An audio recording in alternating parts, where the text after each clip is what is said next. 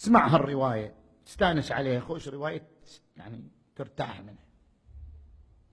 عن وهب ابن منبه. وهب ابن منبه قلنا هذا أحد الأعمدة لروايات الإسرائيليات.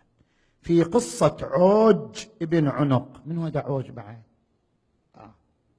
أنه كان طوله 3000 ذراع. طوله 3000 ذراع.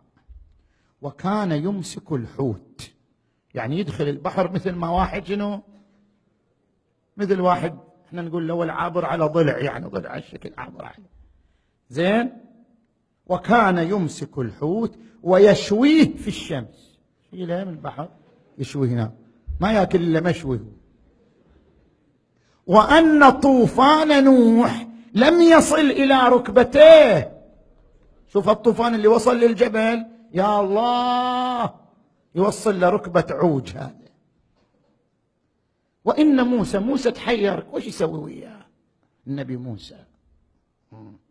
وإن موسى كان طوله 10 أذرع وعصاه 10 أذرع ووثب في الهواء 10 أذرع. كم صار؟ 30 ذراع. وإيش سوى؟ فأصاب كعب عوج، بس الكعب، فأصاب كعب عوج فقتله.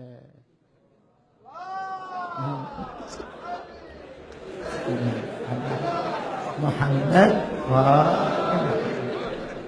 فكان جسرا لأهل النيل. شفت النيل مال مصر؟ خلوه جسر لهم على النيل، طوفوا عليه سنة كاملة، حمير والإبل جسر بعد. لو عندنا واحد هالشكل كان قضى علينا كثير من الحوائج. زين.